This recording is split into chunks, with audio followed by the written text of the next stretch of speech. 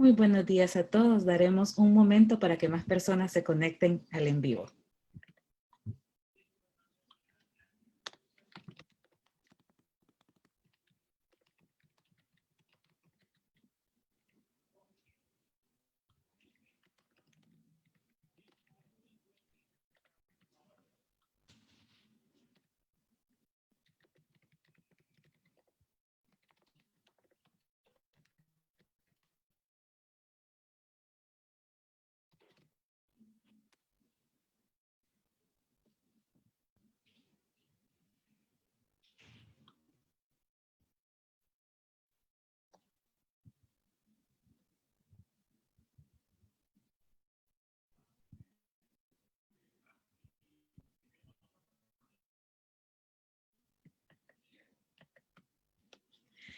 Muy buenos días a los que nos acompañan en esta nueva transmisión de Facebook Live. Les damos la más cordial bienvenida al segmento Ciencia de los Océanos de los conversatorios virtuales en conmemoración del Día Mundial del Medio Ambiente y Día Mundial de los Océanos, titulado Innovación para Ecosistemas Sostenibles.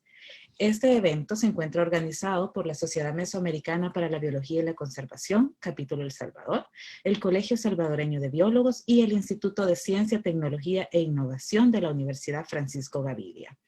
También se encuentran apoyados por el Museo de Historia Natural de El Salvador, del Ministerio de Cultura, el Fondo de Inversión Ambiental de El Salvador, Asociación de Estudiantes de Biología, Instituto para el Crecimiento Sostenible de la Empresa y la Asociación Paso Pacífico.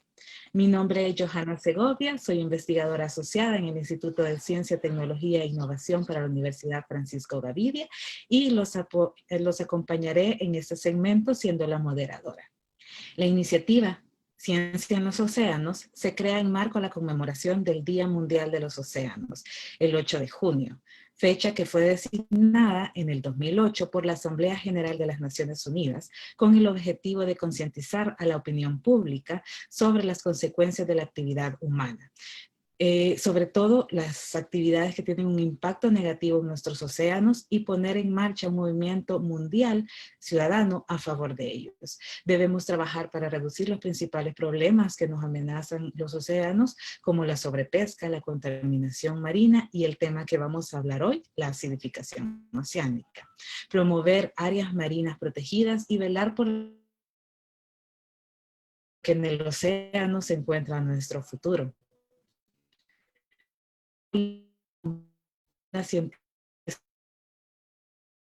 Como les acabo de con ella en la Red Centroamericana de Acidificación Oceánica.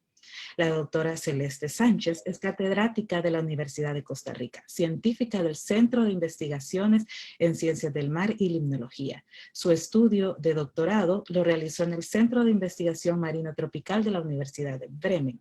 Cuenta con varias publicaciones científicas en este tema de acidificación oceánica y para ella estudiar el océano debe llevar a descifrar nuestra relación con él y todo lo que esto también implica. Hoy nos hablará sobre la acidificación oceánica en el trópico. Ten buenos días, Celeste, ¿cómo te encuentras? Hola, buenos días a todos. Muy bien, muchas gracias. Me alegro mucho que estés con nosotros para hablar de este también por la mayoría de la población. Estudiar la acidificación oceánica en el trópico.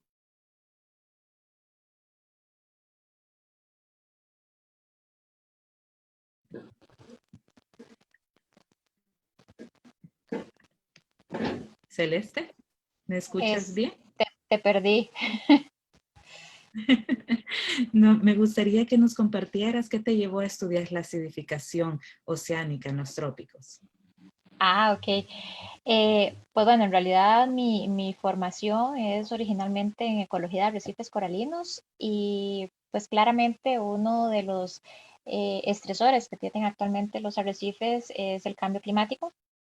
tanto acidificación como calentamiento.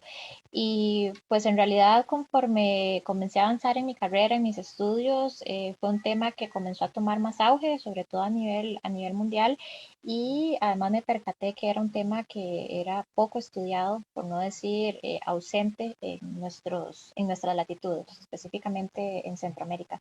Entonces, sí lo vi como una gran oportunidad y creo que a lo largo de la charla tal vez se van a dar cuenta un poco, ¿verdad?, de los retos también que a veces enfrentamos para estudiar este tipo de temas. Conoceremos entonces un poco más sobre ese tema durante la exposición. Solo quiero recordarles que deben colocar sus saludos y preguntas en la sección de comentarios del Facebook Live, que con gusto se los voy a trasladar al expositor, y además pedirle que esas preguntas se refieran a la exposición y que sea un ambiente de respeto. Bueno, doctora Celeste Sánchez, el tiempo es suyo. Perfecto, muchísimas gracias y nuevamente aprovecho para agradecerle a los organizadores por la invitación a participar en este tipo de actividades que realmente son muy importantes, ¿verdad? Eh, Voy a empezar entonces con el título es Acidificación oceánica en el trópico. Sin embargo, yo voy a centrarme además en nuestro trópico, en Centroamérica específicamente, ¿verdad? Nuestro pedacito tropical.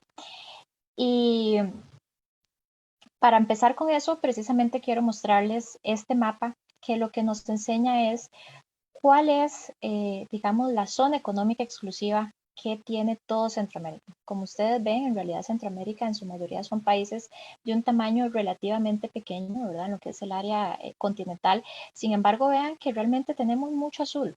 O sea, incluso no todos, todos los países tienen al menos una costa, pero hay algunos que inclusive tienen dos costas. Tienen tanto territorio en el lado Pacífico como en el lado Caribe. Entonces, realmente para nosotros, temas marinos tienen un gran peso, no solamente a nivel científico, sino también a nivel político, a nivel socioeconómico.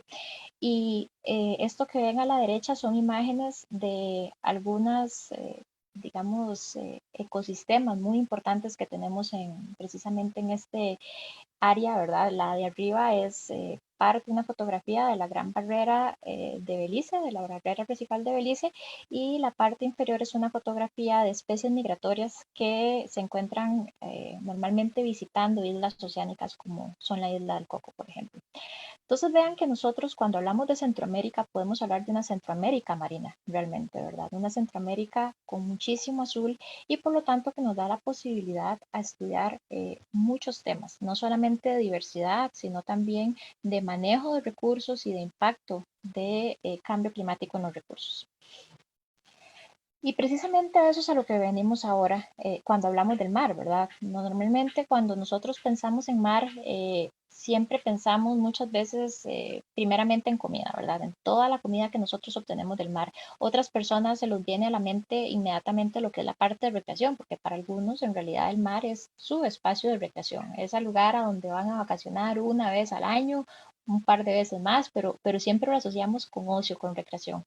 Pero resulta ser que el mar nos da muchísimos otros bienes y servicios que van más allá de lo que normalmente se nos viene a la mente, ¿verdad? O de lo que es tangible para nosotros.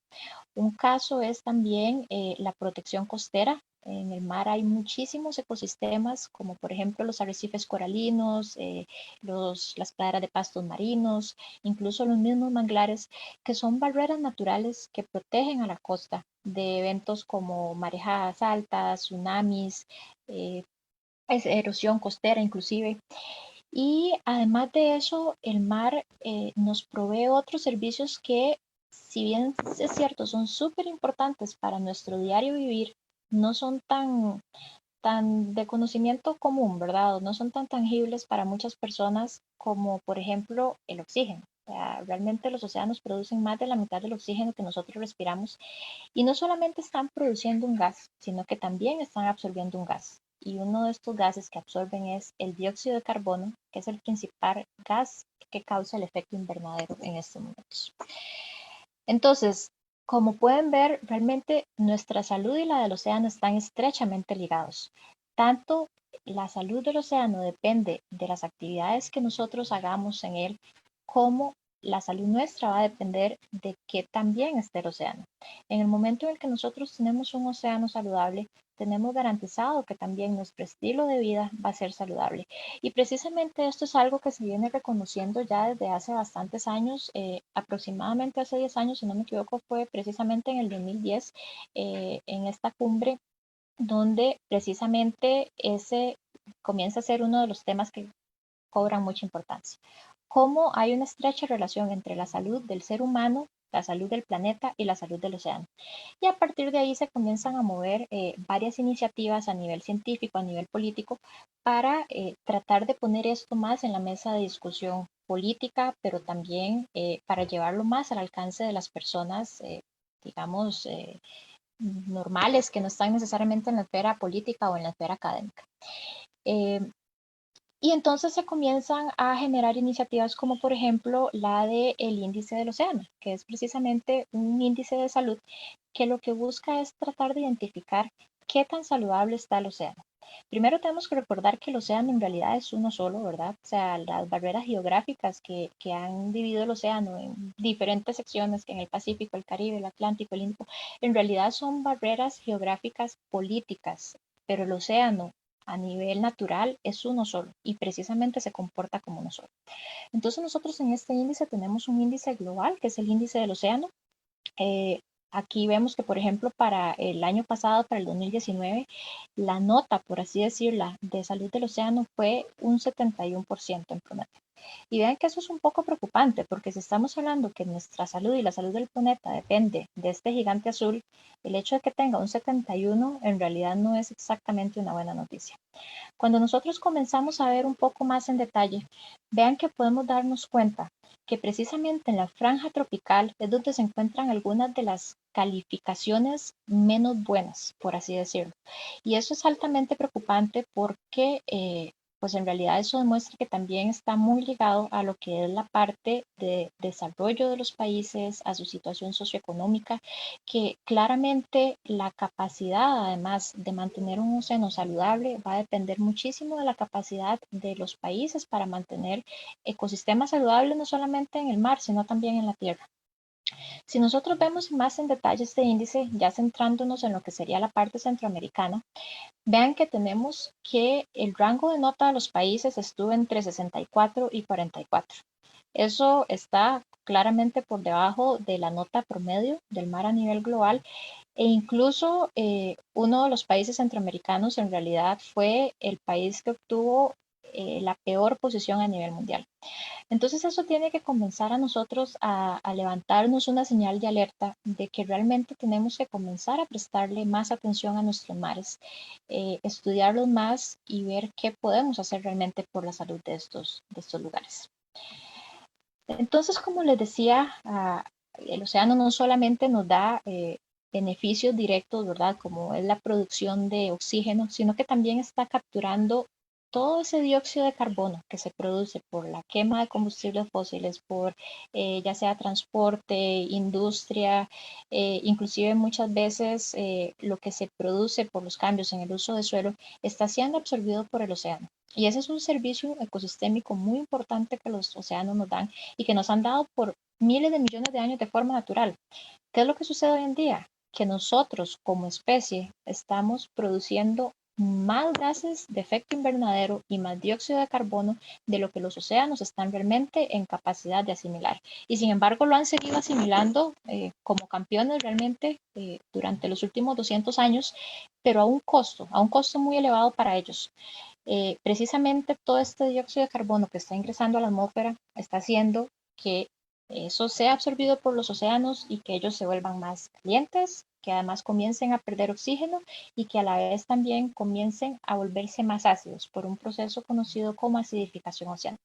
Entonces vean que los océanos realmente están pagando un precio muy alto por algo que en realidad es producto de nuestras actividades cotidianas. Básicamente el océano o los mares han sido un sumidero de carbono por muchísimo tiempo, pero en los últimos años, después de la revolución industrial, este sumidero cada vez se ha visto más impactado Y lamentablemente no sabemos hasta cuánto tiempo o por cuánto tiempo este sumidero va a poder continuar funcionando antes de que se bloquee. Y en el momento en el que se bloquee, entonces nosotros vamos a realmente a estar en problemas. Precisamente uno de estos servicios, como les digo, el hecho de que el océano esté absorbiendo dióxido de carbono, eh, está cambiando muchas cosas, pero inclusive también está absorbiendo el calor. Eh, Todo este dióxido de carbono que está en la atmósfera y que está produciendo el calentamiento global, los océanos están absorbiendo aproximadamente el 90% de ese calentamiento. Si no fuera por los mares, ya el planeta estaría más caliente de lo que está en estos momentos. Entonces, ¿qué pasa con la acidificación oceánica? Bueno, resulta ser que nosotros tenemos, gracias a la ciencia, series de datos de aproximadamente unos 60 años que nos han logrado determinar y demostrar que efectivamente el dióxido de carbono es el causante de la acidificación oceánica. En este gráfico que ustedes tienen aquí, lo que ven es una serie de tiempo que se produce con mediciones de una estación meteorológica ubicada en una isla en Hawái y en realidad es bastante útil y se vuelve en un punto de referencia a nivel global porque al estar en medio del océano, digamos que está lejos de otro tipo de intervenciones, ¿verdad? O de otro tipo de factores que la puedan influenciar. Entonces ahí se viene midiendo desde finales de la década de los 50 lo que es el dióxido de carbono en la atmósfera, que es lo que ustedes pueden observar en la línea roja, y vean que la tendencia ha sido en estos últimos 60 años hacia un incremento. No hay duda que definitivamente nosotros estamos cada vez poniendo más y más dióxido de carbono en la atmósfera. Y sin embargo, vean que también en el mismo gráfico tenemos dos series de tiempo más.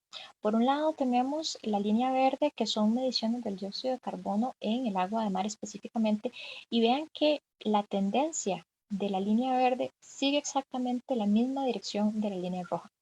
Eso es el mejor, digamos, forma de mostrar que efectivamente el mar está absorbiendo todo el dióxido de carbono en exceso que está en la atmósfera.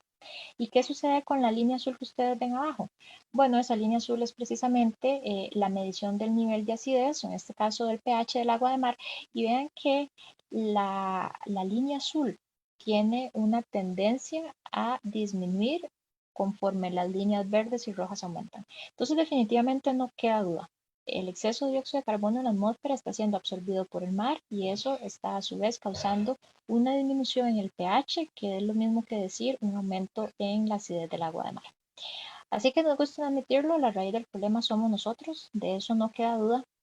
Y eso es algo que es importante que lo tengamos claro, porque en el momento en el que nosotros caemos en cuenta de que nosotros somos los que estamos ocasionando esto, es tal vez más fácil que comencemos a tomar acciones al respecto.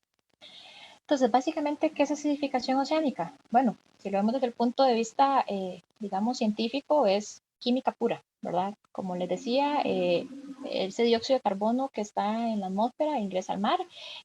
Una vez en el mar se combina con el agua, esto nos produce ácido carbónico, que ese es un ácido bastante débil a nivel químico. Entonces, ese ácido carbónico se disocia en otras dos especies que serían bicarbonato y carbonato, y durante ese proceso se comienzan a liberar muchos iones de hidrógeno. Y esos iones de hidrógeno son precisamente los que comienzan a modificarnos el pH del agua. Esto va a ser tal vez el esquema más técnico que van a ver durante la presentación, pero lo que me interesa que entiendan es realmente qué es lo que está sucediendo detrás de esto. Y sin embargo, resulta ser que cuando nosotros hablamos de acidificación oceánica, pues siempre va a estar asociada, ¿verdad?, con la captura de dióxido de carbono de la atmósfera. Pero a nivel costero, hay otros procesos que también, tanto naturales como antropogénicos, que también están produciendo modificaciones en el pH del agua y que se conocen más bien como acidificación costera. Y vean que eso es bastante importante de comprender específicamente para países como los nuestros, donde tenemos obviamente áreas costeras bastante amplias y por lo tanto no solamente vamos a estar hablando de que tenemos que lidiar con el tema de acidificación oceánica, sino que también tenemos que tomar en consideración la acidificación costera. ¿Y qué es exactamente la acidificación costera? Bueno, es igual un cambio en la química del agua de mar, igualmente un cambio en el pH, pero que va a estar producido no tanto o no únicamente por el dióxido de carbono que está siendo absorbido por el mar, sino también por el exceso de nutrientes que están llegando al mar. Específicamente el nitrógeno y el fósforo son de los principales nutrientes que causan este proceso de acidificación costera. Y vean que como se muestra en la figura, eh, básicamente son montones de actividades las que producen la acidificación costera. Desde toda la actividad agrícola con el exceso de fertilizantes que eventualmente llegan al mar, ya sea por escorrentía, por el agua que llega a los ríos, desde las aguas hervidas que no son tratadas y que se depositan directamente a los ríos y que eso eventualmente llega al mar, hasta, por ejemplo, la misma erosión costera. O la erosión en tierras altas, en las partes altas de la cuenca, que lo que hace es acarrear ese exceso de nutrientes y llevarlo al mar. Una vez que esos nutrientes llegan al mar, pasa una serie de reacciones biológicas que eventualmente terminan produciendo una modificación en la química del agua de mar. Entonces vean que es bastante interesante porque realmente estamos hablando que no solamente tenemos que tomar en consideración lo que sería la reducción de emisiones de dióxido de carbono, sino también todo este montón de actividades que también están produciendo un cambio en la química del agua y que de alguna forma tal vez es más fácil para nosotros manejar, ¿verdad? Es un poco más realista hablar de un manejo de cuencas, por ejemplo, en nuestros países, que hablar de toda una revolución a nivel de la matriz energética. Y por último, hay otro proceso, que ese sí es un proceso natural, que también produce acidificación en las zonas costeras, que son los famosos afloramientos costeros o eventos de surgencia costera. ¿Y qué son esos eventos? Bueno, son básicamente eventos donde por ya sea corrientes o por influencia de los vientos, lo que hacen es desplazar el agua superficial en muchas zonas del planeta. Esa agua superficial tiene que ser reemplazada por agua de fondo y esa agua de fondo generalmente viene muy enriquecida en dióxido de carbono, en nutrientes y por lo tanto viene con niveles de acidez más alta. Vean que en este mapa lo que ustedes ven en colores o en tonos morados, azules, son en realidad zonas donde el pH es considerablemente más bajo con respecto al resto de las aguas. Y son precisamente lo que nos marcan las zonas de surgencias o de afloramientos que existen en las costas en las diferentes partes del mundo. Vean que en América tenemos algunas muy importantes para ustedes tal vez.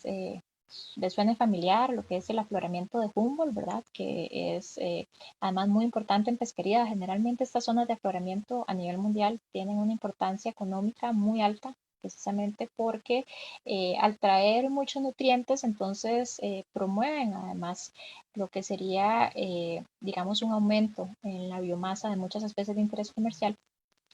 Y entonces nosotros caemos en cuenta acá de que particularmente en nuestra zona centroamericana resulta ser que tenemos además que lidiar ya con estos eventos de acidificación natural producto de las urgencias costeras.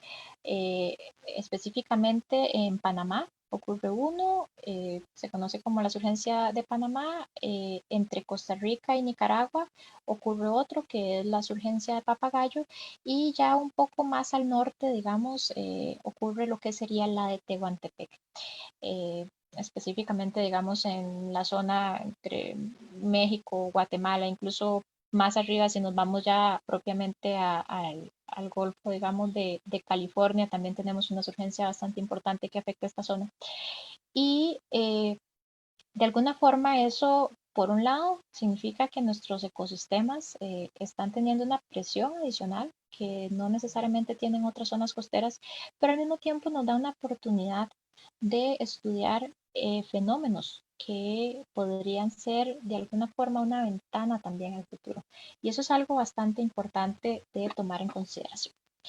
Pero bueno, hemos estado hablando mucho de acidificación y de cambios en pH, pero realmente, ¿qué es el pH? ¿Cuál va a ser el significado del pH?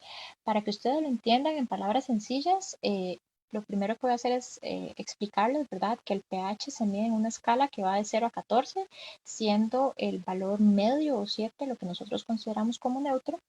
los valores superiores a 7, en este caso sería lo que tenemos a la derecha, serían los valores alcalinos, y los valores inferiores a 7, que sería lo que está hacia la izquierda, serían los valores más ácidos. Pero qué es tan ácido realmente, ¿verdad? O sea, realmente si ustedes se preguntan qué es ácido o qué es básico, vamos a ver un ejemplo con productos diarios o productos cotidianos. Vean que digamos, el agua que nosotros bebemos usualmente tiene un pH neutro. Eso sería nuestro referente de lo que es un pH neutro, ¿verdad? Que no es ni básico ni ácido.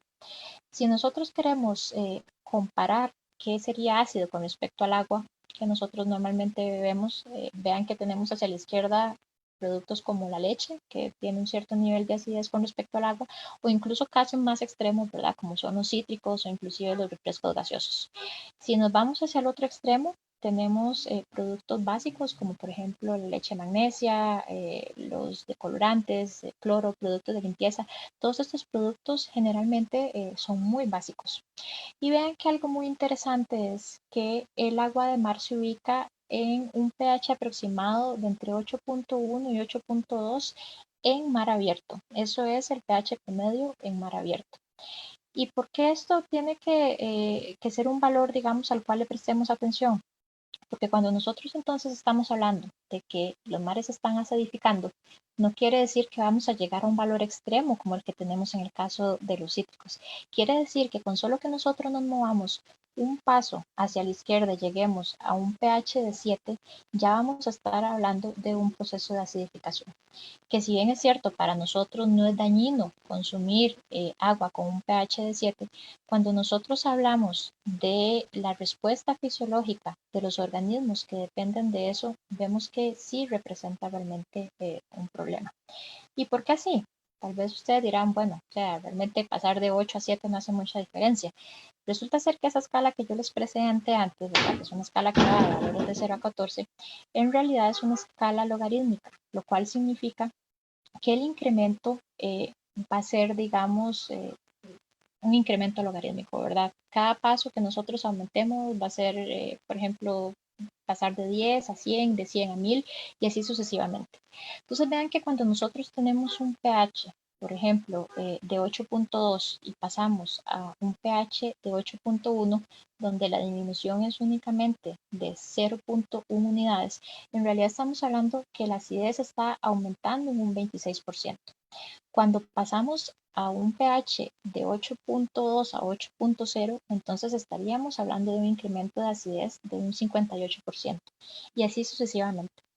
Y si nosotros tomamos en consideración que las proyecciones o los escenarios, de acuerdo a las estimaciones que se han hecho para un futuro, es que el mar podría alcanzar pH de hasta 7.4 o 7.3, vean que estamos hablando de un cambio de acidez de más de un 500%, y eso representa muchísimo para los organismos cuyas funciones metabólicas, cuyo crecimiento, cuya reproducción dependen precisamente de la química del agua o del medio en el que están viviendo. Entonces, básicamente para que entiendan cuál es el riesgo de esto, me gusta usar la metáfora, ¿verdad?, de esta película que salió hace un par de años, de que realmente la acidificación oceánica se convierte en un peligro real.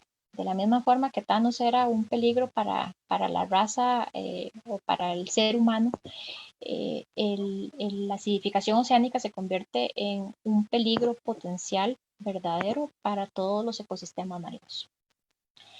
Entonces, nosotros hablamos de que en acidificación oceánica van a haber ganadores y van a haber perdedores, aunque la gran mayoría en realidad van a ser perdedores. Y esto que ustedes ven acá es un cuadro resumen de estudios o una compilación de estudios que se hizo hace un par de años, donde precisamente lo que se demuestra es la diversidad de la respuesta de los organismos ante la acidificación oceánica. Entonces vean que en los tonos rojos y rosados lo que tenemos son básicamente los organismos que van a perder definitivamente, que van a verse altamente afectados por la acidificación oceánica, mientras que en color verde lo que tenemos son aquellos organismos que de alguna forma van a ver un beneficio en la acidificación oceánica. Vean que si nosotros analizamos a grandes rasgos la figura, nos damos cuenta que la mayoría del cuadro en realidad está en números rojos, ¿verdad? O rosados, que son pocos los que tienen realmente una ganancia o un beneficio de la acidificación oceánica. Y otra cosa interesante de observar aquí es que los tonos grises son tonos que nos indican que hasta ese momento no había información disponible. ¿Y eso por qué es relevante? Porque precisamente los estudios, conforme más estudios se hacen en diferentes organismos, incluso en la misma especie, en diferentes localidades del mundo, lo que nos demuestran es que la respuesta no va a ser la misma, que la respuesta va a ser muy específica de acuerdo a la especie y de acuerdo además a dónde está normalmente viviendo esa especie. ¿Por qué? Porque no va a ser lo mismo la respuesta de un coral, por ejemplo, o un pez que esté viviendo en zonas donde nunca en su vida ha estado expuesto a condiciones extremas, a la respuesta de un pez que esté viviendo en zonas como por ejemplo las nuestras, donde generalmente además están expuestos a condiciones extremas por afloramiento costero o incluso por eventos de fenómeno del niño. Entonces eso también va a tener mucho que ver en cómo va a ser la respuesta de los organismos ante la acidificación oceánica.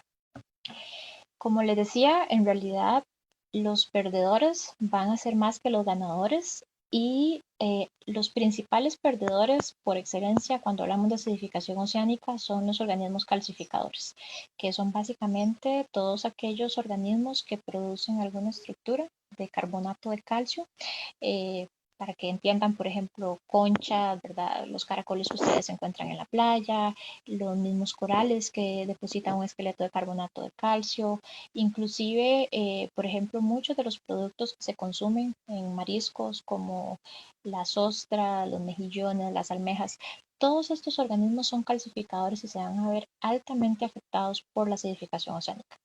Vean que la fotografía que tenemos arriba fue de un experimento que se hizo, de hecho, en los inicios, cuando se comenzó a estudiar la acidificación oceánica a nivel mundial, donde lo que hicieron fue exponer a este pequeño organismo, es un terópodo, se le conocen también como mariposas marinas, son en realidad organismos bastante pequeños que viven en la columna de agua, y lo que hicieron fue exponerlo a condiciones de pH bajo por aproximadamente un mes y medio.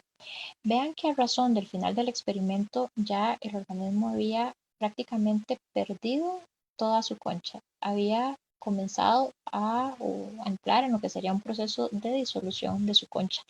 Y eso es básicamente a lo que se enfrentan muchos de los organismos calcificadores con el tema de acidificación oceánica.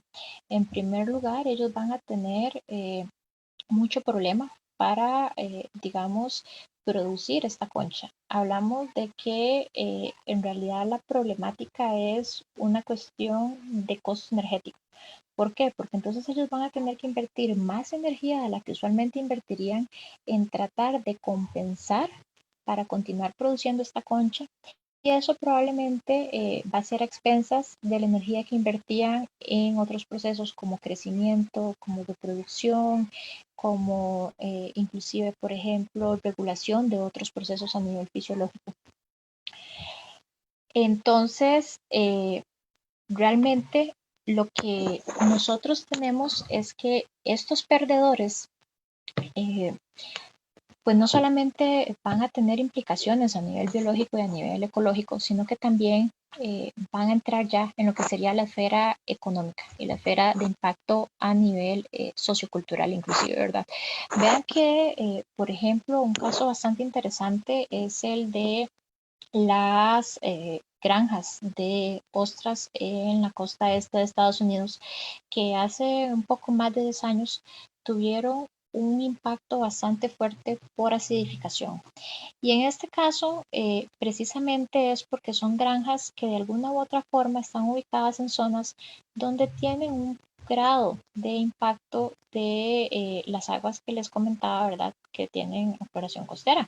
Entonces ellos digamos que sí, normalmente están acostumbrados a cierto rango de variabilidad en los pH del agua, pero en el 2008 los productores de ostras comenzaron a tener mortalidades de las semillas que ellos utilizan de una forma impresionante. En ese momento se dice que hubo una reducción de hasta casi un 75% de la producción, y al inicio ellos no sabían qué era. O sea, en un primer lugar revisaron temperatura, revisaron salinidad, vieron que todo estaba igual, comenzaron a atribuirlo a que tal vez podía ser un un virus o una bacteria que estuviera afectándolas, pero realmente no sabían.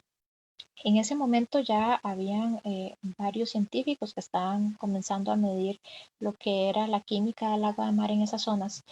Y cuando ellos se enteran de esta noticia, entonces se acercan a los productores de ostras y les dicen, creemos que nosotros tenemos la respuesta al misterio de la mortalidad de los productos de ustedes.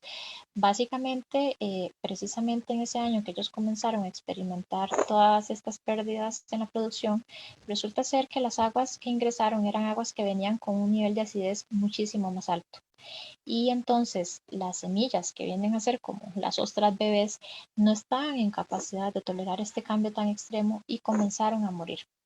Entonces vean que ahí ya no solamente estamos hablando del impacto a nivel biológico que puede tener la acidificación en estos organismos, sino también de las implicaciones a nivel socioeconómico. Y resulta ser que en realidad, vamos a ver, no solamente hablamos ya de cosas que van a tener, digamos, una afectación a nivel de la parte económica, sino que entonces ya entra en tema lo que es seguridad alimentaria. Estos productos que son de consumo humano, puede ser que muchos ya comiencen a escasear en un futuro o inclusive que sigan presentes a un mayor costo, pero que además comiencen a tener cambios en sus cualidades que los hacen atractivos para el consumo humano. Y eso es básicamente lo que demostraron o lo que se ha venido demostrando recientemente en un par de estudios donde lo que han hecho es poner en tratamientos experimentales especies que son de interés comercial, por ejemplo, camarones o incluso caracoles, y han demostrado que la acidificación oceánica nosotros la podemos saborear, que realmente al exponer a los organismos a este tipo de condiciones, como ellos tienen un costo energético en tratar de mantener otras funciones, ¿verdad? Como por ejemplo el crecimiento, la reproducción, entonces empiezan a sacrificar la energía que podían invertir, por ejemplo, en cosas como la producción de proteínas, como la producción de músculo, y eso eventualmente va a afectar cosas como la textura, como el sabor, inclusive como la apariencia. Esto es de un estudio que se hizo hace un par de años en Suecia, donde precisamente ellos lo que hicieron fue probar con una especie de camarón que es muy importante dentro de su cultura y después de unas 3 semanas de tenerlos en pH bajo, entonces lo que hicieron fue poner a un grupo de expertos catadores de este alimento a que calificaran el producto, ¿verdad? Tanto los que habían sido creados en condiciones de control normales a los que habían sido creados en las condiciones de pH bajo, y vean que la línea punteada del centro del triángulo son las calificaciones de los que fueron creados en pH bajos. Efectivamente, ellos sí identifican que hay un cambio, digamos, un cambio negativo, ¿verdad? En lo que es la apariencia y el sabor principalmente de estos organismos. Entonces, ya ahí tal vez que se empiece incluso a volver un poco más preocupante, porque decimos, bueno, está afectando a los animales, pero a la vez esos animales están algunos también teniendo impacto directo en nuestro consumo y en nuestra seguridad. Y entonces, eso se vuelve todavía un tema más de cuidado o más de estudio cuando nosotros consideramos que de acuerdo a las proyecciones que se han hecho del alto o el grado de vulnerabilidad o riesgo que van a tener las diferentes regiones en el mundo por cambio climático, nos encontramos con que en realidad los trópicos son de las zonas donde primero el cambio climático en la actualidad ya está teniendo impactos bastante directos y al mismo tiempo van a tener un riesgo de, digamos, de impacto o vulnerabilidad muy, muy alto en comparación al resto del mundo. Vean que este gráfico que tenemos acá es uno de los escenarios proyectados con las emisiones a como las tenemos en este momento, ¿verdad? Con el famoso business as usual. Y esto lo que nos digamos, proyecta es el potencial máximo de captura a nivel de pesquerías. Y vean que los tonos rojos o cálidos lo que nos indican es dónde, en qué zonas del mundo van a disminuir considerablemente esos potenciales de captura en pescas. Y claramente los trópicos vuelven nuevamente, ¿verdad? Vienen a ser una de las zonas más impactadas. Entonces, estamos hablando de que ya es un tema realmente no solamente de interés a nivel científico, sino también de interés a nivel de seguridad alimentaria y a nivel de términos socioeconómicos. ¿Y qué sucede? Que lamentablemente los trópicos son en este momento las zonas donde hay menos información disponible o donde se están generando menos datos precisamente sobre el estudio de la acidificación oceánica. Este mapa que tenemos acá es un mapa de el cumplimiento de los países para reportar lo que es información o datos de acidificación oceánica. Y vean que los colores grises son países donde no respondieron cuando se hizo el llamado de solicitud de información o donde no hay información disponible. Entonces, ahí ya nos empezamos a enfrentar a dos cosas muy importantes. Por un lado, los trópicos donde nosotros vivimos van a ser altamente impactados por el cambio climático y por la acidificación oceánica. Esto va a tener consecuencias a nivel no solamente biológico, sino también socioeconómico. Y por otro lado, son zonas donde precisamente no existe información para poder detectar ese cambio. Recuerden que si nosotros queremos poder detectar un cambio, primero tenemos que saber cómo son las condiciones en este momento. De otra forma, no vamos a poder saber si las condiciones están mejorando o empeorando en un futuro. Entonces, ahí viene la pregunta, ¿cómo estudiamos la acidificación oceánica? Y esto que ustedes ven acá primero es cómo se estudia la acidificación oceánica en países de primer mundo, ¿verdad? Por un lado tenemos todos los estudios de campo, donde básicamente se hacen mediciones en el campo, tanto mediciones de la química del agua, como incluso experimentos como este que ven acá, bastante complejos, ¿verdad? Y por otro lado tenemos lo que es la parte de laboratorio, donde muchas veces se miden las muestras que se traen del campo, pero también se comienzan a hacer experimentos para tratar de determinar el efecto puntual o específico de la acidificación oceánica en algún organismo en particular. Y de hecho es bastante curioso o interesante que la fotografía del anuncio de esta charla es precisamente una fotografía en el lugar más lejos del trópico donde yo he estado en mi vida, que es el laboratorio que ustedes ven en la fotografía de la derecha. Y sin embargo, yo creo que es bastante importante porque en ese momento fue visitar un laboratorio en una estación de biología marina envidiable realmente, y sin embargo, en ese momento yo me percaté que la forma en la que se estaban haciendo experimentos ahí era algo que podíamos totalmente adaptar en nuestros países. Entonces fue un poco abrirme los ojos para darme cuenta de que la experimentación en acidificación oceánica no tiene que ser algo extremadamente complejo y fuera del alcance de los recursos y las posibilidades que nosotros tenemos en nuestros países. Entonces, este es el escenario, digamos, que muchas personas imaginan como escenario ideal de cómo estudiar acidificación oceánica. Y la pregunta es, bueno, ¿cómo estudiamos nosotros acidificación oceánica en los trópicos y en países en vías de desarrollo? Bueno, la respuesta es la misma, igual. Vamos al campo, tomamos mediciones, tomamos muestras de agua, cuando se puede ponemos sensores para que midan directamente y de la misma forma también podemos hacer mediciones en el laboratorio. Vean que esta foto de laboratorio, de hecho, es un experimento que nosotros tuvimos el año pasado acá en Costa Rica, en el CIMAR. Y sí, claramente es un sistema o un montaje más sencillo, por no decir más humilde que el que teníamos en la foto anterior, pero a nivel funcional es exactamente lo mismo y está en la misma capacidad de producir datos de calidad científica que pueden ayudarnos a estudiar cuál va a ser la respuesta a nivel local de nuestras especies. Y no podemos olvidar que además, como les mencionaba al principio, nosotros tenemos una gran ventaja y es que tenemos en nuestros países muchas veces laboratorios naturales.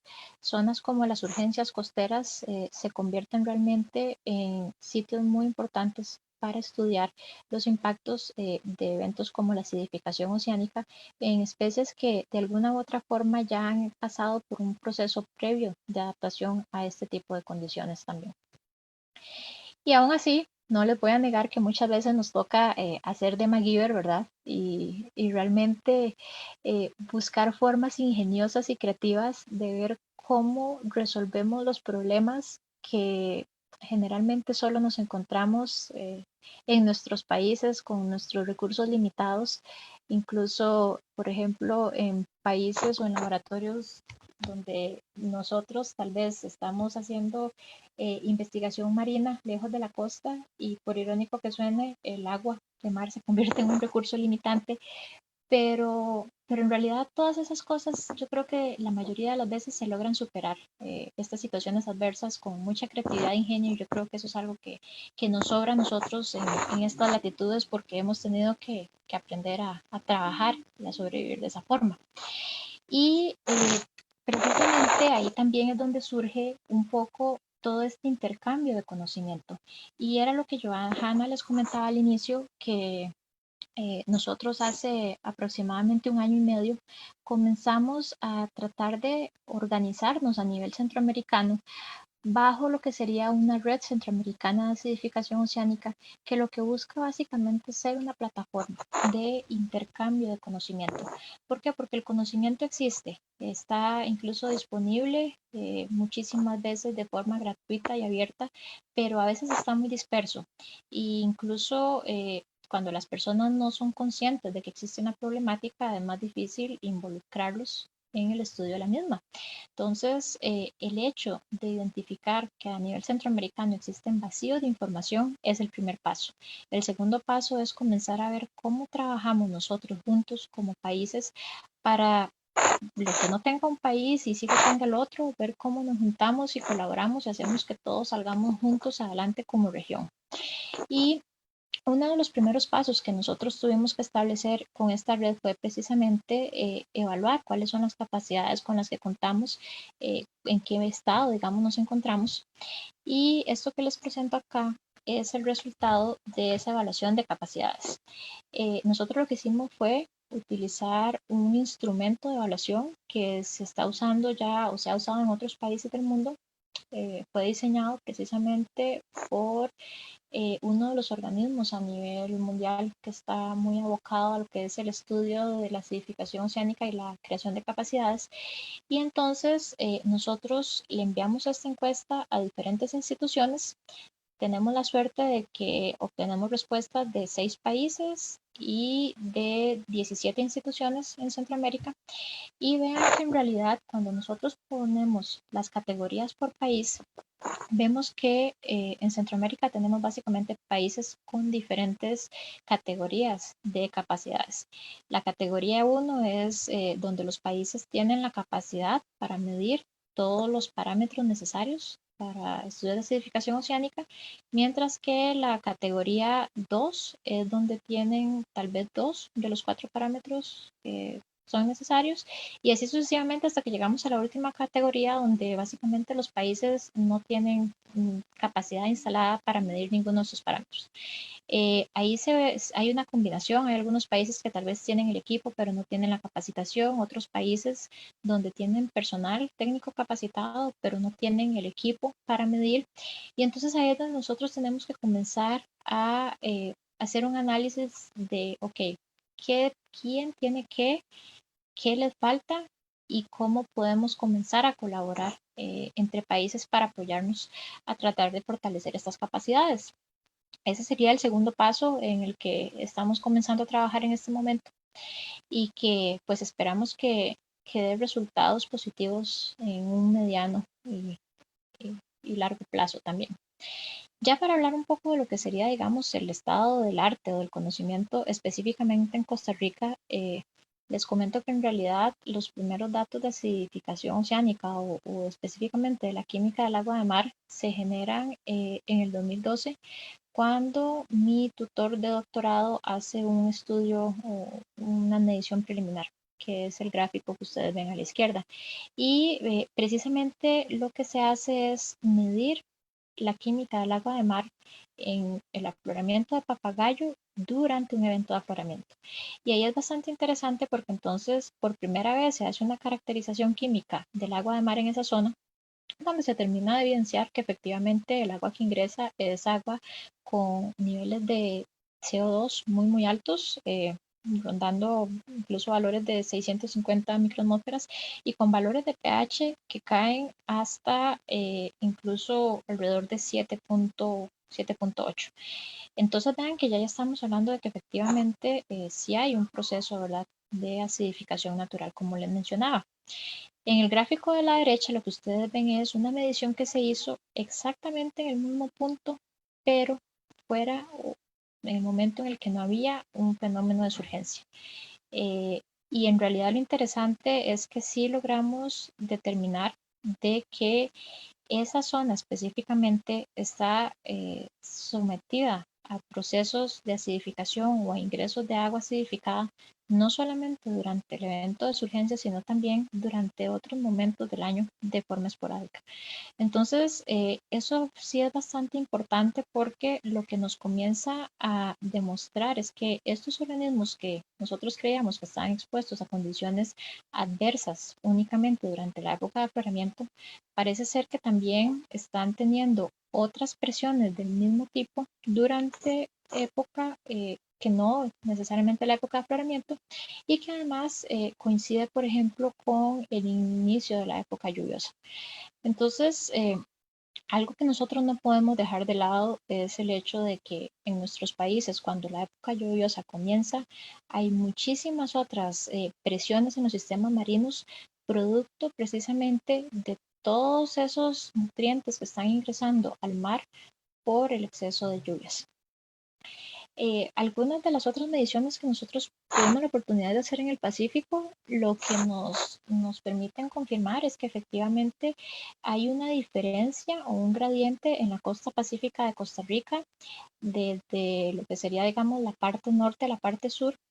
Por un lado tenemos aguas más ácidas en la zona norte que en la zona sur, y esto vemos que está motivado por dos eventos o dos fenómenos principalmente, ¿verdad? Lo que sería en la zona norte, específicamente por el fenómeno de surgencia que yo les comentaba de Papagayo, ¿verdad? Eso básicamente nos va a estar alterando la química del agua de manera estacional y repetitiva todos los años, mientras que en el Pacífico Sur, si bien es cierto, no hay influencia de ninguna surgencia costera, la estación lluviosa va a tener un impacto muy fuerte en lo que es la química del agua. Entonces vean que es bastante interesante porque realmente nos damos cuenta que tenemos condiciones de variabilidad muy altas en nuestras costas y que van a estar asociadas a eventos diferentes, los cuales es importante tomar en consideración, ¿verdad? Esto es la mayoría del trabajo que se ha hecho en la costa pacífica. Hace un par de años nosotros comenzamos también a hacer unas mediciones en la costa del Caribe, y las primeras mediciones que tenemos son del año 2015, si no me equivoco, y son estas que les muestro en esta figura, donde lo que tenemos son igual, ¿verdad? Una variabilidad bastante alta natural de pH y de dióxido de carbono en el agua de mar, que básicamente está asociada a procesos locales.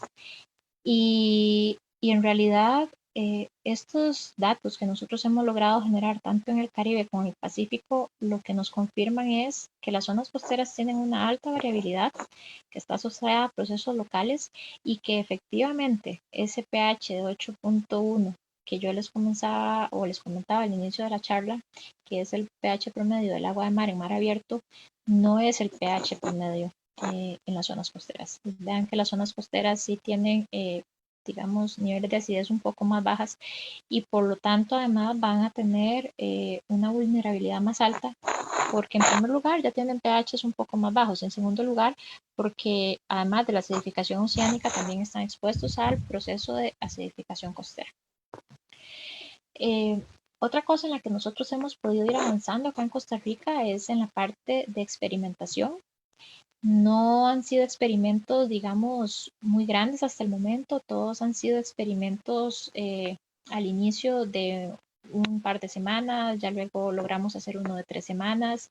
Eh, al inicio primero con larvas de equinodermos y el año pasado comenzamos uno con juveniles de ostras, donde en primer lugar el objetivo de los experimentos, de los primeros, los pilotos, era medir nuestra capacidad, medir realmente cuál era nuestra capacidad a nivel país, a nivel de institución, de desarrollar este tipo de experimentos. Y una vez que nosotros supiéramos cuál era nuestra capacidad, nuestras limitaciones, nuestros recursos, entonces comenzar a desarrollar experimentos que estuvieran adaptados a las especies locales que nos interesa estudiar.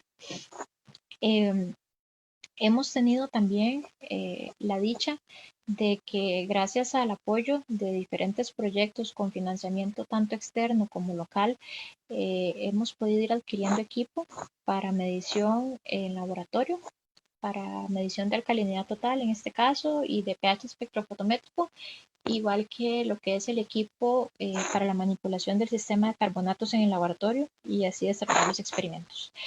Y es un paso a la vez. O sea, yo creo que realmente eso es algo que hay que tener muy claro. Nosotros no podemos pretender como países tratar de arrancar o esperarnos a tener todo para arrancar. Tenemos que ir poquito a poco, de acuerdo a nuestras capacidades, construyendo lo que tenemos y eso a la vez nos va a ir abriendo oportunidades, porque en el momento en el que nosotros comencemos a generar información científica de alto nivel, válida, entonces eso nos va a dar la oportunidad de aplicar a nuevos proyectos, a nuevos financiamientos que nos permitan ir mejorando cada vez la capacidad instalada. Recuerden que el hecho de tener equipo sencillo no quiere decir que se tenga que producir información de mala calidad. Eso va mucho realmente en los diseños y también en la rigurosidad científica con la que se lleven a cabo las investigaciones. Y precisamente en pequeños pasos es que nosotros hemos ido logrando avanzar. El año pasado logramos presentar una propuesta que se fue aceptada para participar en un proyecto internacional que lo que busca es evaluar el impacto de la acidificación oceánica en especies de interés comercial. Hasta el momento habemos 16 países involucrados en el proyecto, varios, tengo la dicha de que son colegas latinoamericanos también, y lo que buscamos es que todos los países utilicen la misma metodología estandarizada para llevar a cabo los experimentos, pero cada uno utilizando como especie de estudio las especies de interés comercial de sus países. Obviamente no va a ser lo mismo, ¿verdad? Lo que se cultiva, por ejemplo, en Suecia o en Egipto que lo que se cultiva en Cuba o en Costa Rica. Entonces, este proyecto internacional en el caso de Costa Rica, nosotros lo vamos a desarrollar con especies que se cultivan en la costa pacífica, en el Golfo de Nicoya, que son básicamente una ostra, Crassostrea gigas y una especie de pez de pargo, que también es una especie de cultivo. Entonces, para eso, básicamente ha sido un esfuerzo conjunto de 3 instituciones locales, que son la Universidad de Costa Rica, la Universidad Nacional y el Parque Marino del Pacífico, con el apoyo financiero y logístico del Organismo Internacional de Energía Atómica. Entonces, vean que ahí comenzamos a ver que es muy importante para este tipo de investigaciones el trabajo en colaboración. Nosotros no podemos pretender hacer todo solos. Y eso es algo que yo creo que nos tiene que quedar muy claro porque muchas veces en la ciencia, lamentablemente, se ha manejado a veces, ¿verdad? Cuestiones de competencia de egos, de ver quién hace más por su cuenta. Y la verdad es que la mejor forma de avanzar es realmente en el trabajo colaborativo, especialmente cuando estamos hablando de lo que estamos abordando es una problemática global con impactos muy específicos a nivel local. Entonces nosotros básicamente el gran reto que tenemos ahora es pasar de experimentos con sistemas pequeños, como los que ustedes vieron en la foto anterior, donde eran básicamente acuarios de 5 o 10 litros, a pasar a trabajar con sistemas experimentales donde los acuarios van a ir desde 200 hasta 1500, 3000 litros. Y ya vamos a manejar volúmenes más grandes, no solamente de agua, ¿verdad? Sino también de los organismos con los que vamos a estar trabajando. La idea de este experimento es básicamente que se esté haciendo mediciones por un periodo total de 8 meses, 6 meses con exposición a condiciones de pH bajo, con 2 meses de recuperación y evaluar parámetros básicos como mortalidad y desarrollo, por ejemplo, pero también con digamos, un enfoque hacia lo que son las cualidades comerciales, por ejemplo, la parte estructural. En el caso de las ostras, ¿verdad? Si las ostras se vuelven más frágiles o no bajo esas condiciones, si cambian su morfología. Recordemos que a nivel comercial, para que un producto pase el control de calidad, inclusive tienen que tener una forma determinada, un tamaño determinado, ¿verdad? Todo ese tipo de cualidades son las que nos interesan evaluar, e inclusive cualidades, por ejemplo, ya a nivel nutricional o a nivel organoléptico, como lo que es la parte de textura, de sabor, que realmente son también cosas que van a ser muy importantes dentro del mercado de estos productos. Originalmente este experimento estaba planeado para comenzar este año. Ya teníamos casi que todos los sistemas listos para arrancar en marzo, cuando se vino la pandemia y bueno, pues al igual que todo el resto del mundo, en realidad eso nos dejó, ¿verdad? Como en un stand-by de tenemos básicamente que reacomodar actividades y ver cómo nos adaptamos realmente. Así que el plan ahorita sería tratar de comenzar en el 2020 y vamos a ver, o sea, ese es el plan, pero realmente vamos a ver qué nos depara el futuro en estas condiciones actuales. Y es un poco, ¿verdad? Nosotros, si bien es cierto, lo que queremos es estudiar la adaptación de estas especies, la respuesta a estas especies, nos damos cuenta que en este momento nosotros mismos como especie estamos teniendo que adaptarnos a un cambio extremo. Y vean que si para nosotros no es fácil la adaptación a un cambio extremo, como es el hecho de tener que cambiar todas nuestras actividades laborales a un espacio, digamos, lejos de las oficinas, ahora imagínense lo que es la adaptación de estos organismos también a condiciones tan extremas, donde no solamente tienen que cambiar sus actividades laborales, básicamente tienen que cambiar todas sus actividades y sus procesos metabólicos para sobrevivir. Y como les decía antes, yo creo que aquí algo importante a tomar en cuenta es que nosotros no estamos solos. Para llevar a cabo todo este tipo de investigación es importante recordar que contamos con el apoyo de muchísimos otros grupos o redes que ya se han organizado a nivel mundial, que han venido trabajando en el tema y que nos pueden brindar un apoyo. Algunos casos que les menciono son, por ejemplo, el GOAON, que es la red de acidificación a nivel mundial, y a nivel aquí un poco más regional tenemos la OCA, que es la red latinoamericana de acidificación oceánica, ACINET, que es la iniciativa con la que comenzamos recientemente, y remarco que es una red que también comenzó hace aproximadamente un año, 2 años se conformó, y que lo que busca es precisamente evaluar diferentes estresores a nivel costero en lo que es la región latinoamericana. Entonces, eso es algo muy importante tomar en cuenta porque, como les digo, la acidificación oceánica es un estresor a nivel global con impactos muy locales, y yo creo que algo que me ha demostrado la comunidad científica que estudia la acidificación oceánica es que eso lo tiene muy claro, que al ser un estresor global, nosotros tenemos que hacer un abordaje global y por lo tanto tenemos que realmente abrir lo que son los canales de comunicación y de colaboración entre los diferentes países e instituciones. Y como dice una letra de una canción de un grupo que me gusta mucho, con los dientes, las uñas y el pulmón se puede llegar bien lejos. Y yo creo que eso es algo que nosotros como centroamericanos hemos tenido que aplicar por muchísimos años en diferentes etapas de nuestra vida, y al final de cuentas la investigación científica no es diferente. No podemos quedarnos de brazos cruzados esperando a tener todos los equipos súper caros y lujosos para poder dar los pasos a comenzar a investigar. Y eso no significa que no podamos hacer ciencia de calidad. Ya para ir terminando, lo que quiero es ponerlos en un contexto un poco más aterrizado a la situación global de acidificación oceánica y cuál puede ser nuestro papel activo en este momento. Vean que este gráfico lo que muestra son mediciones, algunas mediciones y otras estimaciones que se han hecho por medio núcleos de hielo, por ejemplo, de las concentraciones de dióxido de carbono en la atmósfera en los últimos 800.000 años. Y vean que básicamente siempre estuvieron por debajo de una concentración de 300 partes por mil hasta que aparece el ser humano y comienza toda la revolución industrial.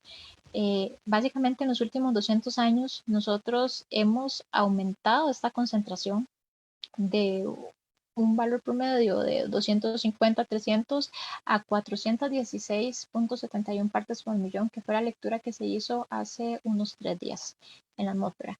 Entonces vean que realmente es preocupante, pero yo creo que no basta solamente con conocer esa información y preocuparnos, sino preguntarnos qué podemos hacer al respecto.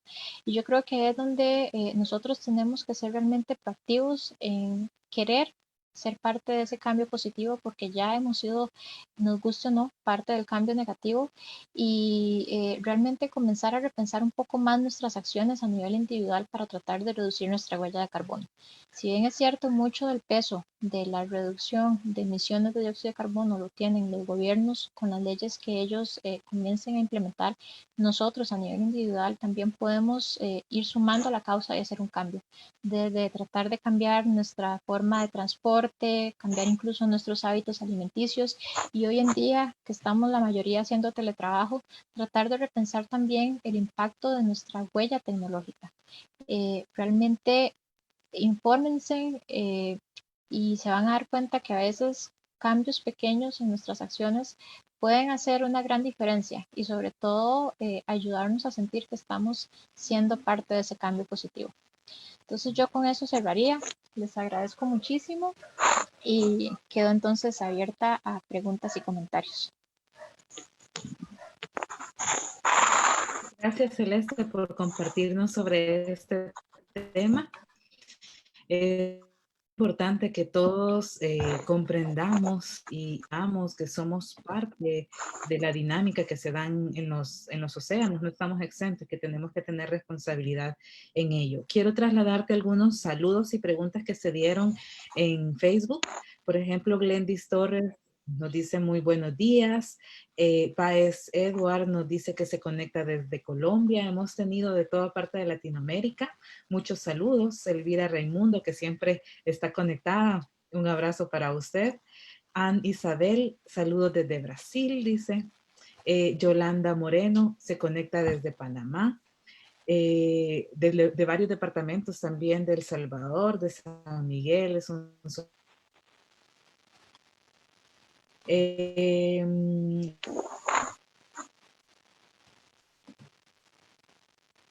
papel cumple el metano en la acidificación oceánica? ¿Me puedo repetir? Es que perdí esa última parte. Voy a quitar mi video para ver si mejora Ok, gracias. un poco la señal.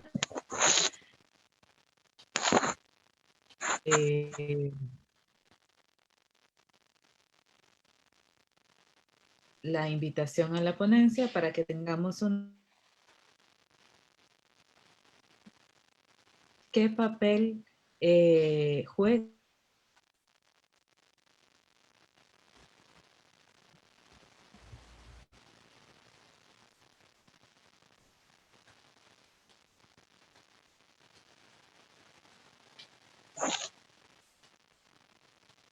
Hola. Joana, bueno, creo que escuché parte de la pregunta. Si no me equivoco, la pregunta fue ¿qué papel juega el metano en la acidificación oceánica? Si no fue esa, entonces me corrigen porque sí se cortó un poco ambas veces. Bueno, efectivamente, ¿verdad? Son varios los efectos, los gases de efecto invernadero. El dióxido de carbono es el principal, sin embargo, el metano también es un gas bastante importante, sobre todo porque el metano tiene una capacidad calorífica o de retención de calor todavía más alta que el dióxido de carbono. Entonces, a nivel, digamos, atmosférico, el metano sí es, inclusive, podríamos decir, un gas de efecto invernadero todavía más peligroso que el dióxido de carbono, porque si tenemos más metano que dióxido de carbono, básicamente el planeta se va a calentar más.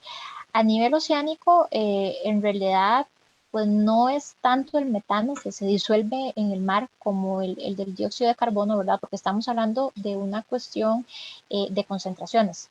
Al ser más la concentración de dióxido de carbono en la atmósfera, pues en realidad es más el dióxido de carbono que se va a estar disolviendo en el mar.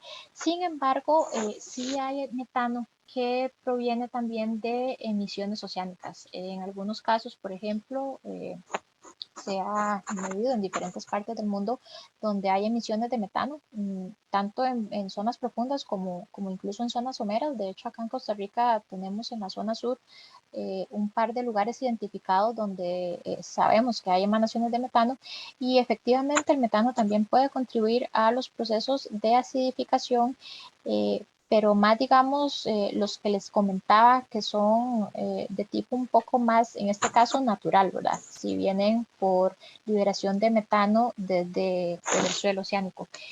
Pero si es bien cierto, es algo que se puede tomar en cuenta.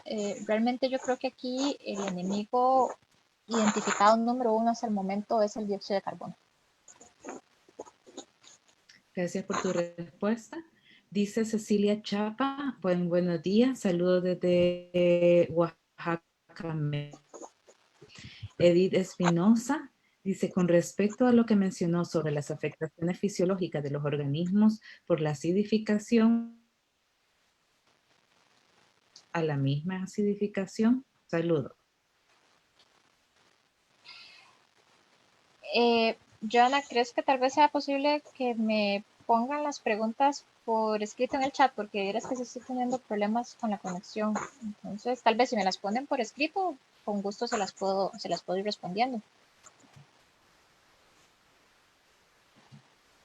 Problema, ahorita lo coloco.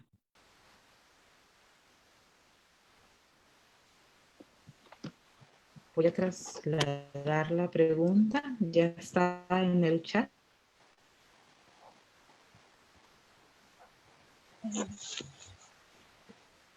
A ver, con respecto a lo que menciono sobre las afectaciones fisiológicas de los organismos por la acidificación, hay estudios que se enfocan en la estabilidad de los organismos a la misma acidificación. Pues sí, o sea, de alguna forma en realidad todos los estudios que se están haciendo hasta el momento, lo que están buscando identificar son dos cosas, ¿verdad? Por un lado, el impacto que van a tener estos organismos por la acidificación oceánica, pero al mismo tiempo eso nos va a poder identificar, por ejemplo, valores umbral. ¿Qué tanto son capaces estos organismos de adaptarse o no a estas condiciones? Y de ahí la importancia de que se hagan estudios con diferentes especies en diferentes países, porque como yo les mencionaba, en realidad una misma especie puede tener una capacidad de adaptación diferente de acuerdo a las condiciones naturales en las que esté. Entonces, en realidad eso es parte también de lo que muchos estudios están buscando, inclusive, por ejemplo, no solamente para producción de especies de valor comercial, sino también para especies con un valor ecosistémico muy importante. Por ejemplo, el caso de arrecifes coralinos, ¿verdad? Ya se están comenzando a tratar de identificar qué especies de qué localidades pueden tener una mayor capacidad de tolerancia y por lo tanto de adaptación a acidificación oceánica, y que entonces eventualmente podrían ser especies, digamos, que podrían llegar a dominar ese ecosistema y que se pueden también tomar en cuenta para iniciativas de restauración de este tipo de ecosistemas. Gracias, Celia. No sabemos si yo tengo problemas con lo intenta y se la voy a trasladar. La acidificación oceánica y la desoxigenación tienen efecto agónico en el fitoplancton marino. A ver, estoy leyendo la pregunta porque no la escuché. Ok. Bueno, en realidad lo primero que hay que tomar en consideración, ¿verdad? Es que muchos de estos estresores, los que yo les mostré en una de las diapositivas al inicio, que es calentamiento, desoxigenación, acidificación, están sucediendo simultáneamente. Nosotros en los sistemas acuáticos no podemos escoger encender y apagar uno, ¿verdad? Realmente ellos suceden muchas veces de manera sinérgica y por lo tanto lo que estamos viendo de respuesta de los organismos en los sistemas naturales en realidad son respuestas digamos de los efectos sinérgicos o inclusive acumulativas de estos efectos. En el caso específico del fitoplancton marino, sí hay estudios, digamos, que han tratado también de identificar los efectos por aparte a nivel de laboratorio y también lo que sería la parte sinérgica. El fitoplancton de alguna forma en un principio podría ser considerado como uno de los ganadores de la acidificación oceánica porque recordemos que son productores primarios y como productores primarios pues ellos en realidad utilizan el dióxido de carbono en su proceso de fotosíntesis, ¿verdad? Entonces al inicio al menos sí se ha determinado que podrían ser unos ganadores. ¿Qué sucede? Que, por ejemplo, los estudios iniciales que se hicieron eran estudios de corto plazo, donde se veía que había un incremento en el crecimiento y en el desarrollo de las comunidades de fitoplancton durante las primeras semanas. Y pues eso es lo primero que se publica hace aproximadamente 15 años. Un par de años después se comienzan a hacer estudios de largo plazo, donde se mantienen las comunidades tanto de fito como de zooplancton por periodos inclusive de un año y se dan cuenta que después de ciertos meses, estas comunidades de fitoplancton alcanzan, digamos, lo que sería un punto umbral en su capacidad de respuesta positiva ante lo que es la parte de acidificación oceánica y después de eso pueden comenzar a tener respuestas negativas. Entonces, vean que realmente sí es muy delicado, ¿verdad? El tema no solamente de qué especies estamos estudiando, sino también por cuánto tiempo estamos realizando los experimentos, porque eso va a ir muy de la mano con la capacidad y el tiempo de respuesta o de adaptación de estos organismos. Y con lo que es la parte de desoxigenación, pues en realidad sí se ha visto un surgimiento a nivel mundial de las famosas zonas muertas, ¿verdad? Que vienen a ser también producto de dos cosas importantes. Por un lado, la pérdida que se da de oxígeno, ¿verdad? Porque las aguas se comienzan a calentar, al calentarse las aguas del mar, entonces tienen menos capacidad de retención de este gas y se comienza a liberar a la atmósfera. Pero por otro lado también, porque al haber un ingreso en exceso de nutrientes en los mares, comienza a haber una explosión de las poblaciones de fitoplancton que a su vez eventualmente mueren, son consumidas por zooplancton y por otras bacterias. Esto comienza a, digamos, desencadenar una dinámica biológica un poco más, más alterada, donde entonces las comunidades de bacterias y de zooplancton, cuando están consumiendo ese fitoplancton, están respirando mucho, están produciendo mucho dióxido de carbono, el agua se está comenzando a acidificar, se está comenzando además a consumir más oxígeno del que realmente se estaba produciendo cuando el fitoplancton estaba vivo y entonces ahí es donde tenemos un proceso conjunto de acidificación y además de pérdida de oxígeno en esos sistemas.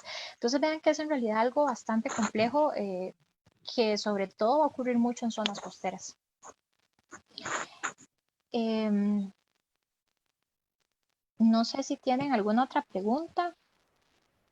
Sí, doctora. Sí, doctora. Alberto González, además de invitarla para celebrar el Congreso de la Sociedad Mesoamericana para la Biología y la Conservación en octubre del 2021, ¿verdad? A que la red en la que usted está involucrada, que sea partícipe del Congreso, tiene una pregunta, además de felicitarla. Dice, ¿el efecto de las corrientes marinas pueden contribuir al efecto de dilución o disminución del nivel de pH? Sobre todo en las bahías y estuarios, y cómo ayuda a el efecto de recambio de masas de agua en estos ecosistemas. Sí, bueno, eso es bastante interesante, sobre todo cuando hablamos del tema de tiempo de recambio, ¿verdad? Nosotros sabemos que hay zonas, por ejemplo, costeras, bahías, que tal vez son muy cerradas, entonces el recambio de agua es en realidad bastante bajo o tienen un tiempo de recambio lento y por lo tanto las aguas permanecen mucho tiempo encerradas dentro de una bahía. Mientras que hay otras zonas más expuestas donde la dinámica es muchísimo más alta y entonces tenemos un tiempo de recambio muy alto. ¿Qué sucede con esto? Que si nosotros tenemos una zona donde el tiempo de recambio es muy bajo y están sucediendo procesos ya sea de acidificación costera o de acidificación oceánica, pues obviamente entonces los organismos que van a estar en esa zona van a estar expuestos a las condiciones de bajo pH por un tiempo más prolongado que aquellos organismos que viven, digamos, en zonas donde el recambio de agua es más alto. Eso por un lado. Por otro lado, con respecto, digamos, a si influencia o no me imagino que por ahí venía la pregunta, ¿verdad? El hecho de que se desarrolle la acidificación, como les decía, muchas veces los sistemas de surgencia tienen su origen no solamente en eventos, digamos, asociados con la intensidad o la velocidad del viento, sino también con corrientes. Entonces, hay muchas zonas, por ejemplo, en Humboldt, donde en realidad nosotros sabemos que toda esta surgencia de aguas costeras es en realidad por un tema de corrientes. Y eso sucede también en otras zonas del mundo. No es tanto el caso para Centroamérica, donde en realidad los afloramientos, los tres que yo les mencionaba, sí comparten en su origen que están motivados sobre todo por los vientos alisios. Pero definitivamente las corrientes pueden ayudar, digamos, o contribuir a el acarreo de aguas con pH más bajos en eventos de surgencia o también afectar o impactar qué tanto tiempo una masa de agua va a estar en un determinado lugar y por lo tanto qué tanto tiempo van a estar expuestos los organismos a esas condiciones de pH bajo. Bueno, muy bien, muy bien. Otra pregunta de Gaby Montes, de El Salvador. Buenos días, Celeste. Muchas gracias por tan excelente presentación. Quería saber si hay estudios sobre los organismos que logran adaptarse a la acidificación de los océanos. ¿Qué tan susceptibles quedarían para adquirir enfermedades? Muchas gracias. Sí, ese es otro de los temas que se ha estado abordando en los últimos años. Por ejemplo, con el tema incluso de antibióticos o de deposición o absorción de metales traza, por ejemplo, ¿verdad?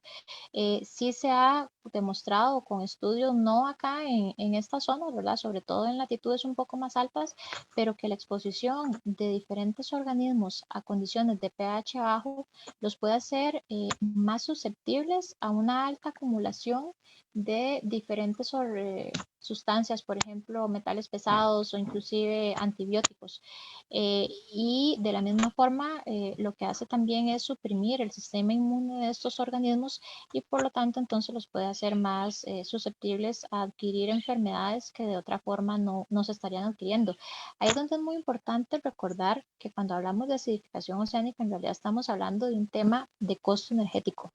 O sea, los organismos van a hacer todo lo posible por mantener todas sus funciones de desarrollo y fisiológicas por el tiempo que sea posible, pero eso va a tener un costo energético muy importante.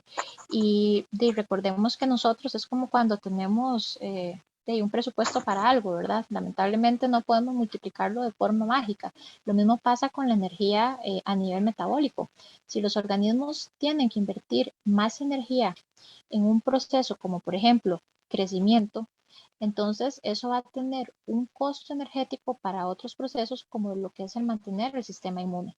Entonces, si ellos tienen que invertir menos energía en mantener su sistema inmune, pues obviamente van a seguir creciendo, pero van a estar más vulnerables a, por ejemplo, la adquisición de enfermedades.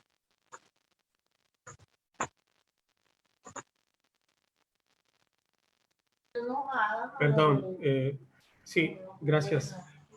Un joven, José Luis Tello Musi, le saluda desde México y le pregunta, ¿cómo ve el futuro con respecto a este tema?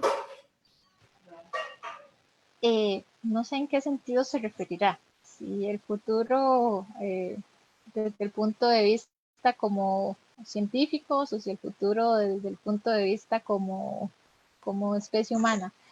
Eh, yo creo que para tratar de responderla, digamos, en las diferentes áreas, definitivamente desde el punto de vista de la humanidad, yo creo que ahorita el futuro no es muy prometedor. Sin embargo, yo soy de una corriente bastante optimista y creo que todavía estamos a tiempo de hacer un cambio. Sí tenemos que mantener presente que muy probablemente nosotros, estas generaciones, si hacemos un cambio ya, nosotros mismos no necesariamente vamos a ser capaces de ver los resultados de ese cambio. Y ahí es donde entra en juego algo que yo creo que nosotros no podemos perder de vista, y es que no podemos ser egoístas. Nosotros no podemos tomar la decisión de cambiar o modificar nuestras acciones hoy dependiendo de si vamos a ser o no capaces de ver esos resultados. Imagínense que si hace 40, 50 años las generaciones hubieran comenzado a percatarse de esto y a tomar decisiones en ese momento, nosotros hoy en día tal vez no estaríamos en la situación en la que estamos, ¿verdad? Entonces, de la misma forma, ahí es una cuestión más de solidaridad, no solamente con el resto de la humanidad y con el planeta, sino también con las generaciones futuras. Eso por un lado. Por el lado, digamos, de la parte de investigación, como les digo, en realidad este es un tema que ha venido tomando mucho auge en los últimos aproximadamente 15, 20 años. Todavía hay muchísima información que se desconoce, hay muchísimos vacíos de información, no solamente a nivel regional, sino también a nivel de la respuesta de los diferentes organismos. Entonces yo creo que todavía queda mucho trabajo por hacer. Y precisamente la comunidad ha venido creciendo, y lo bueno y lo que a mí me motiva a seguir estudiando es que, como les decía, siento que todos estamos jalando para el mismo lado, que todos están invirtiendo los esfuerzos y los recursos en producir información de calidad y que pueda ser útil no solamente a nivel, digamos, científico, porque nos pareció interesante, sino que también se ponga a disposición de los tomadores de decisiones, porque al final de cuentas nosotros tenemos que ser conscientes que la ciencia que estamos produciendo no es una ciencia solamente por responder una pregunta científica que nos pareció interesante. Es una ciencia que se tiene que poner también a la orden del resto de la humanidad. Yo creo que eso es algo que se está haciendo y que no hay que perder de vista. Ok. Sí, la pregunta estaba un poco generalista. General. Cecilia Chapa pregunta: buenos días, Celeste. Me encantó su presentación. Quisiera saber si nos pudieras platicar más sobre los efectos en erizos y si ya tienen resultados en esta zona de surgencias de papagayo, y cuál es el mes donde hay un máximo de acidificación. Sí, muchísimas gracias, Cecilia. Bueno, en realidad los estudios que nosotros hemos hecho con erizos acá en Costa Rica hasta el momento han sido con la especie del Caribe. Quisimos comenzar a hacer estudios con la especie del Pacífico. De hecho, la idea es en algún momento poder hacer comparación entre las poblaciones del Caribe y del Pacífico, sobre todo con las especies, donde sabemos que son especies hermanas, ¿verdad? Por así decirlo, pero hemos tenido algunas limitaciones para poder encontrar la especie del Pacífico en el momento en el que está en su etapa reproductiva. En ese sentido, volvemos a lo mismo, ¿verdad? La disponibilidad de información. Existe actualmente más información para las especies de erizos del Caribe que para las especies de erizos del Pacífico. Entonces, si bien es cierto, hemos hecho algunos intentos con las del Pacífico, no hemos tenido tanto éxito como con las del Caribe. Lo que hemos visto con las del Caribe es que pareciera ser que efectivamente sí hay un umbral de adaptación, que las especies, por lo menos en los primeros días del desarrollo de las larvas, sí hay una diferencia, ¿verdad?, que hemos observado entre las que han sido criadas en tratamientos de pH bajo y tratamientos de pH, digamos, control, pero los cambios no han sido tan drásticos como esperábamos, y yo creo que eso se debe mucho también a que precisamente son organismos que sí tienen un grado de adaptación o de tolerancia bastante alta a condiciones extremas de pH. Eso por un lado. Y por otro lado, para responder la pregunta del afloramiento, acá en Costa Rica, en la zona norte, los meses picos son entre diciembre y febrero, marzo. O sea, el afloramiento por definición va desde diciembre hasta abril, pero en realidad generalmente los meses más fuertes tienden a ser de diciembre a febrero. Sin embargo, eso también va a variar un poco de año con año dependiendo de los patrones de vientos. A veces hemos tenido todavía durante el mes de abril vientos muy fuertes que igual siguen dándonos una señal a nivel de agua bastante fuerte.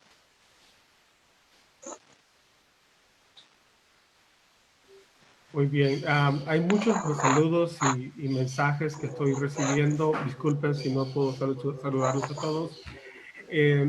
Sobeida Valencia, si no me equivoco, es una bióloga salvadoreña, pregunta desde Santa Tecla si estos cambios de acidez en los océanos, principalmente en las áreas costeras, incide en la proliferación de cianobacterias, principalmente por los cultivos de moluscos que serán utilizados en investigaciones, y le manda muchas felicitaciones por su ponencia. Bueno, muchas gracias y gracias por la consulta. Yo sí tengo que confesar que yo no he visto muchos trabajos específicos con cianobacterias. He leído varios sobre fitoplancton, ¿verdad? Y sobre incluso la relación con floraciones algales, tanto nocivas como no nocivas. Pero a decir verdad, con cianobacterias no he visto muchos trabajos. Creo que no ha sido tal vez uno de los organismos a los que se les ha prestado tanta atención. Primero, porque, bueno, como les decía, por excelencia, los perdedores principales han sido los calcificadores y por ahí comenzaron los primeros estudios de acidificación oceánica y luego se fueron moviendo a otros grupos taxonómicos, ¿verdad?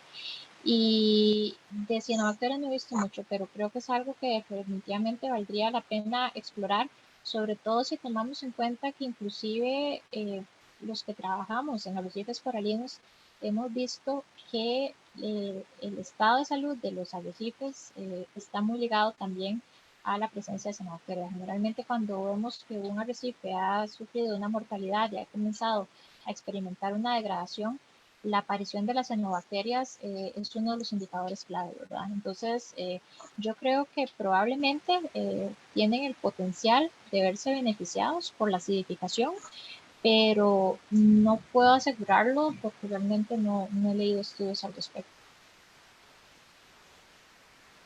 Muy bien, tenemos un saludo desde Puerto Ángel, Oaxaca, México, de parte de Monse Flores. Ella pregunta, en el Pacífico, sabiendo que los arrecifes y otros organismos que se han adaptado a este pH bajo, ¿cómo se pueden utilizar estas especies para lo que se viene en el futuro con la acidificación oceánica? Bueno, eso es un tema de bastante debate, ¿verdad? Porque en realidad hoy en día muchos de los programas de restauración a nivel mundial están tratando de buscar estas famosas especies de supercorales que sean tolerantes en primer lugar a los cambios de temperatura y en segundo lugar se está apuntando también a identificar aquellos que puedan ser eventualmente más tolerantes a la acidificación oceánica.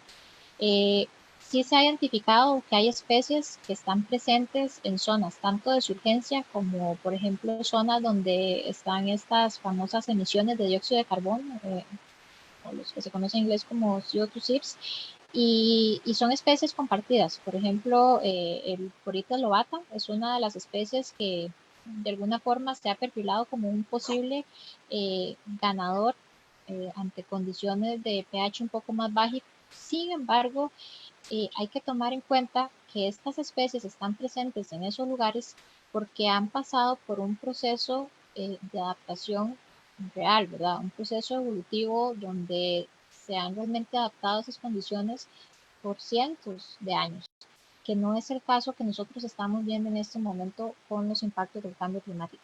Recordemos que básicamente el calentamiento y la acidificación están sucediendo a una tasa muchísimo más acelerada de lo que así ha sucedido en la historia geológica del planeta y precisamente eso es lo que nos está provocando el mayor impacto, ¿verdad? Entonces, estas especies que ya de alguna forma están adaptadas a estas condiciones, puede ser que en los primeros años se vean beneficiadas, pero eso no quiere decir que sean especies que nosotros vamos a poder usar de forma exitosa para comenzar proyectos de restauración. ¿Por qué? Porque el hecho de que ellos también ya estén acostumbrados a estas condiciones bajas de pH, quiere decir que en realidad ya están viviendo muy al límite de lo que sería, digamos, su capacidad de respuesta fisiológica. En el momento en el que ellas están al límite, quiere decir que están un paso más cerca de tener también una respuesta negativa ante cualquier cambio en el cambio de pH del agua. Y como les digo, no es lo mismo especies que ya han pasado por un proceso de adaptación evolutiva que especies que se someten a este cambio de forma drástica, que es lo que vamos a ver. Entonces yo creo que hay que tener bastante cautela, ¿verdad? Cuando nosotros hablamos de estas famosas superespecies de corales, sí se pueden identificar algunos, pero no podemos verlos como la pomada canaria que nos va a venir a salvar los arrecifes de coral. Yo creo que ahí tienen que entrar en juego otras estrategias también de manejo de actividades, de manejo de cuencas, de tratar de eliminar todas las otras presiones que sea posible para que eventualmente estas especies solamente estén lidiando con lo que sería cambio global y no presiones a nivel local. Muchas gracias, Celeste. Van a disculpar que tuvimos algunos problemas de señal de internet. Espero que se esté mejorando. ¿Me escuchas bien tú, Celeste? Un poquito mejor, no perfecto, pero un poquito mejor, sí. Sí, hemos tenido algunos problemas, pero el objetivo es que la información y el conocimiento logre trasladar. Gracias, Celeste. Te daría un espacio para un mensaje final. Perfecto, Johanna, muchísimas gracias. Pues nuevamente reiterarle el agradecimiento a los organizadores y también a todas las personas que estuvieron conectadas y que participaron. Estos espacios de discusión realmente son muy importantes y yo creo que mi mensaje, y es a lo mucho lo que también tal vez venimos abogando, los que estamos trabajando con cambio climático, es que nosotros estamos poniendo la ciencia a disposición del progreso, ¿verdad? A disposición de que podamos enfocarnos hacia los cambios necesarios para finalmente lograr una buena salud de los océanos y una buena salud del planeta que eventualmente va a repercutir en una buena salud para nosotros. Entonces yo creo que lo que no hay que perder de vista es que tenemos, como les decía al final, que tratar de ser parte de un cambio positivo, y si nosotros desde la ciencia podemos aportar con el conocimiento para eso, pues entonces yo creo que estamos logrando parte de nuestro cometido. Muchísimas gracias por tus palabras. Espero que para toda la audiencia la información haya sido de agrado, que se pongan en práctica algunas de las recomendaciones que tú dices, porque todos podemos aportar. Quiero invitarles a todos a participar en las siguientes ponencias.